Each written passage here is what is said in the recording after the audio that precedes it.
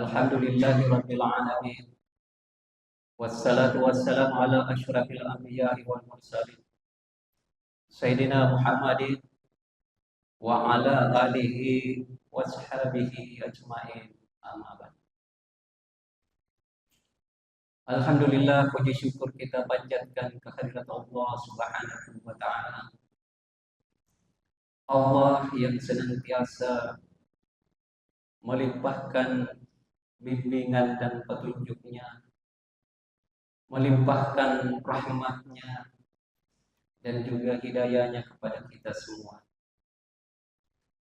Dan juga marilah pula kita mengirimkan selawat dan salam atas junjungan Nabi kita Nabi Muhammad sallallahu alaihi wasallam.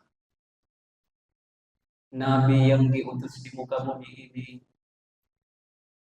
sebagai rahmatan lil alamin, dan juga Nabi yang sangat kita rindukan untuk memberikan syafaatnya kelak di hari kebangkitan. Kaum muslimin dan muslimat sidang jamaah Masjid Al-Wasilah yang kami muliakan. Kultum saat ini dengan tema yang kami ingin sampaikan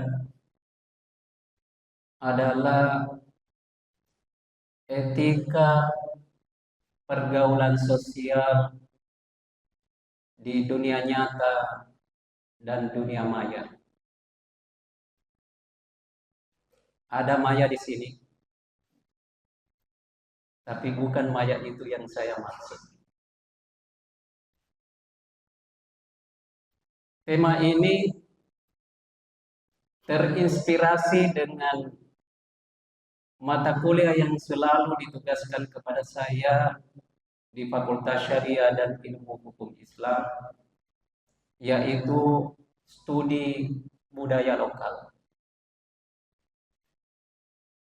Ketika berbicara tentang etika, berarti itu adalah merupakan ranah kajian dari studi budaya lokal yang di dalamnya terdapat yaitu kearifan lokal yang biasa kita sebut dengan local wisdom dan juga local genius. Jadi dengan budaya lokal itu muatannya ada dua, yaitu local wisdom, kearifan lokal, dan juga local genius. So if you ask with the local wisdom, what's the problem here? Apa masalahnya di sini? Yaitu dengan etika. Mengapa etika ini? Karena dengan etika itulah yang mengatur dengan karakter kita, mengatur perilaku kita, mengatur perbuatan-perbuatan kita. Salah satu dari kearifan lokal yang bisa kita tarik, terutama misalnya di dalam kearifan lokal di dalam masyarakat Bugis, adalah yang disebut dengan papasan engka telu riala sampo. Ada tiga yang dapat dijadikan benteng, yang dapat dijadikan pagar. Yang pertama adalah tawe lauri puange, takut kepada Allah Subhanahu wa taala. Yang kedua, sirie ripadatta rupa tahu, yaitu rasa malu dengan sesama, dan juga yang ketiga adalah sirie laurialeta, yaitu rasa malu dengan diri kita sendiri. Jika papasan ini dibawa di dalam ajaran agama kita, yaitu bahwa ukuran dari orang yang bertakwa itu bukan karena seberapa seringnya dia pergi ke masjid. Bukan hanya ukurannya berapa kali mengkhatamkan Al-Quran, apalagi di dalam bulan suci Ramadan ini. Tetapi dengan ukuran ketakwaan seseorang itu tercermin, terrefleksi dari perilaku-perilakunya, dari perkataannya, dari perbuatan-perbuatannya. Di dalam Al-Quran, Allah Subhanahu wa Ta'ala berfirman, Bismillahirrahmanirrahim. Wala taqfu ma laysa laka bihi ilmun. Inna sam'a wal basara wal fuada kullu ulaika kana anhu mas'ulan. Yang artinya, janganlah mengikuti sesuatu yang engkau ketahui. Karena sesungguhnya dari pendengaran, penglihatan, dan juga dengan hati, perasaanmu adalah semuanya dipertanggungjawabkan di hadapan Allah Subhanahu wa Ta'ala. Dan inilah dengan karakter, dengan perbuatan-perbuatan kita, dengan perkataan-perkataan kita yang kita bawa di dalam pergaulan sosial, yang kita bawa di dalam berinteraksi, apakah itu di dalam dunia nyata ataupun juga di dunia maya. Hendaklah dengan kita mempertimbangkan, hendaklah kita memikirkan bahwa semuanya itu adalah dipertanggungjawabkan di hadapan Allah Subhanahu wa Ta'ala. Tidak ada yang terkecuali, tidak ada yang terlepas dari semua itu untuk kita pertanggungjawabkan di hadapan Allah Subhanahu wa Ta'ala. Hadirin kaum muslimin dan muslimat yang kami muliakan. Jauh daripada itu, baginda Rasulullah Shallallahu Alaihi Wasallam mengajarkan kepada para sahabatnya. Kemudian ajaran itu hingga sampai kepada kita, yaitu sebagaimana di dalam hadis Rasulullah Shallallahu Alaihi Wasallam. Anas bin Malik radhiyallahu kala, karena Nabi Sallallahu Alaihi Wasallam yaqulu in fi du'ai. Dari Anas radhiyallahu anhu,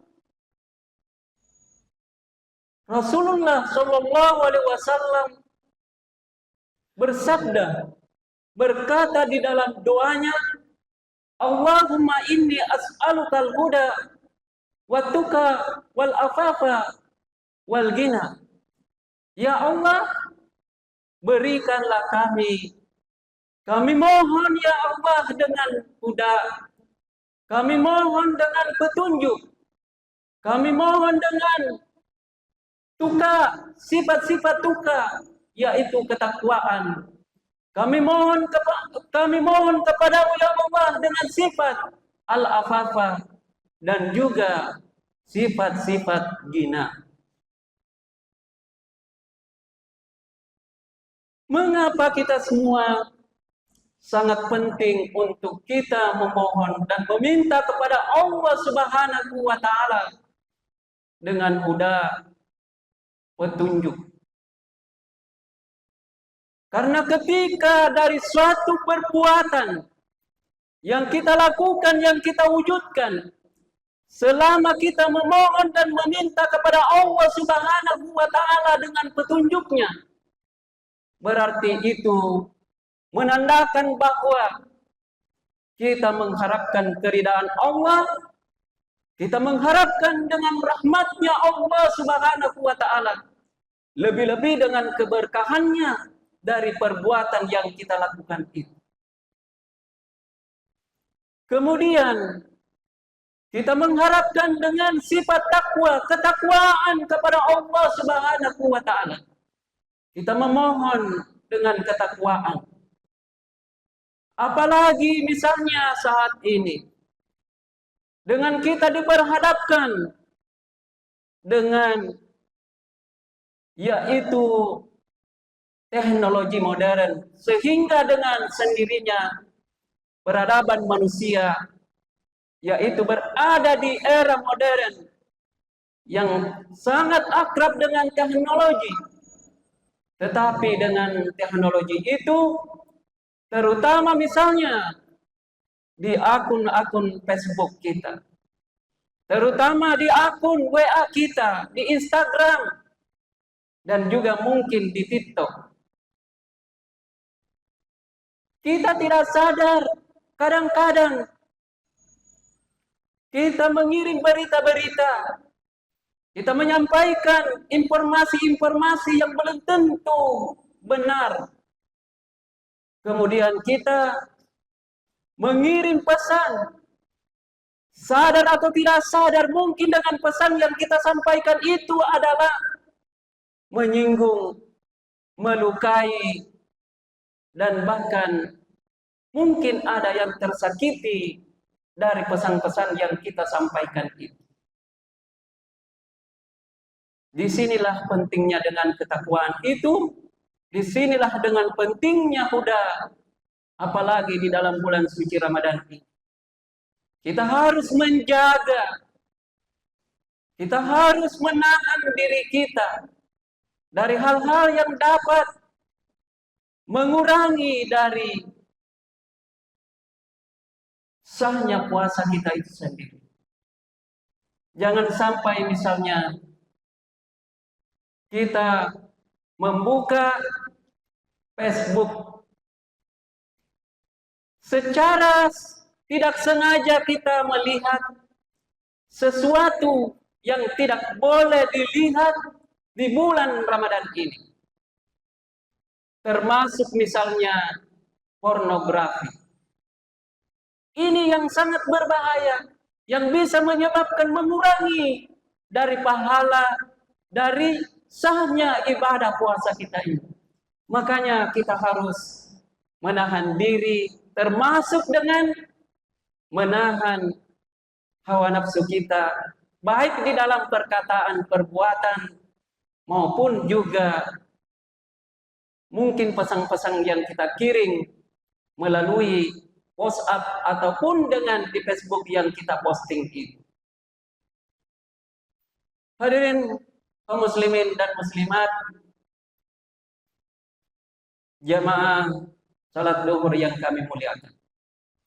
Mungkinlah ini kultum yang kami sampaikan.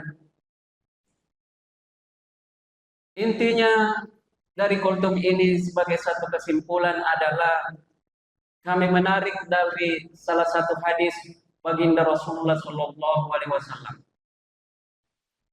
Al muslimu aku muslimin, la yazlimuhu, wala yuhzalu, wala tafrihu.